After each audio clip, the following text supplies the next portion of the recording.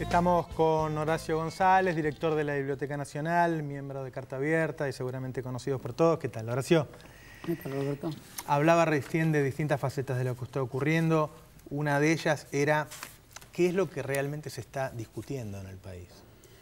Bueno, en principio el país es una gran madeja de discusiones políticas, sindicales, económicas, y el flanco por el cual se está actuando contra el gobierno, en términos en que vos tan explícitamente lo expusiste, es, digamos, el flanco de los grandes valores, la libertad, la seguridad, sobre todo la libertad. Cuando se llega a ese punto de el modo en que las clases medias o los sectores intermedios o sectores que incluso fueron beneficiados por políticas económicas muy palpables enarbolan una bandera que vos acabas de denominar abstracta, en realidad podemos decir que algo grave ha ocurrido en una nación. Cuando hubo y hay políticas económicas que implican transformaciones reales y potenciales de todos los plazos que podemos imaginar para reconstruir el cimiento moral, intelectual y productivo de una nación, que un sector importante de la población, que no hay que desdeñar, salga con banderas de libertad, imaginando que estas han sido coartadas, es un momento de profunda gravedad para un país. Y creo que eso exige de la imaginación política, exige del gobierno, que coincido como vos lo definiste. El gobierno toma temas de transformación social que prácticamente lo hacen una oposición de época. Es un gobierno que es oficialista, pero desde el punto de vista del panorama mundial es como si fuera una oposición a cierto rumbo que está tomando una época muy injusta. Por lo tanto, el gobierno enarbola concretas banderas de justicia y al mismo tiempo se le enarbolan en su contra banderas muy abstractas de libertad. Entonces hay una primera tarea argumental que debe tener gran potencia, una potencia que aún es necesario encontrarle, que es definir que este es un conjunto de políticas, con todas las críticas que se le puedan hacer, y yo personalmente hago muchas, pero que amplían el universo de las libertades. El universo de las libertades no son solo políticas económicas, es construcción de ciudadanía, construcción de autoconciencia, construcción de relación de ciudadanos con instituciones que sean más porosas, más viables desde el punto de vista de crear expectativas de reclamo, que finalmente han introducido una gran novedad en la historia política argentina. No se las reprime como en el pasado, aún en épocas democráticas. Esos son avances del horizonte democrático del país que implican formas concretas. La libertad es una institución concreta de la historia. ¿Concreta en qué sentido? Que genera un sujeto responsable y capaz de comprender su situación.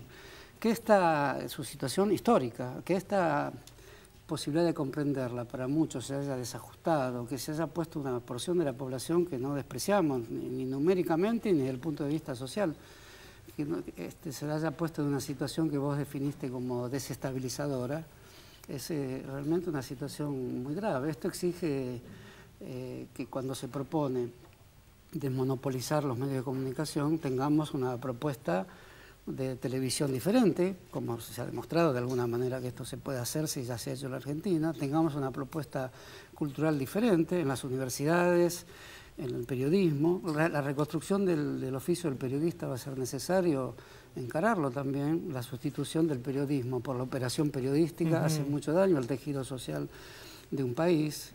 El hecho de que haya un periodismo que, lo hemos conversado otras veces, que no tenga su capacidad de verificarse en términos de datos, en términos de lo empírico. El periodismo son grandes relatos y una elección empírica también, que esto último ya prácticamente haya desaparecido en manos de grandes prestidigitadores del periodismo, hace mucho daño a la profesión. Convierte a los periodistas, que son grandes mediadores de la sociedad, en periodistas embanderados con una operación muy vasta de la cual ni siquiera se tiene conciencia en muchos medios. Esta operación muy vasta hay que definirla mejor. En años pasados hemos hablado de una acción de tipo destituyente. La palabra creo que hoy queda como una especie de recuerdo de aquellos años. Estos son parecidos, pero hay acciones mucho más difusas, hay acciones más imprevisibles, hay grandes imponderables digamos, en la toma por parte de este sector de la población de la calle. estas acciones, al ser difusas, no tienen un rostro muy claro. Las anteriores acciones tenían rostros con los cuales podíamos discutir, voces que tenían identidad. Sí.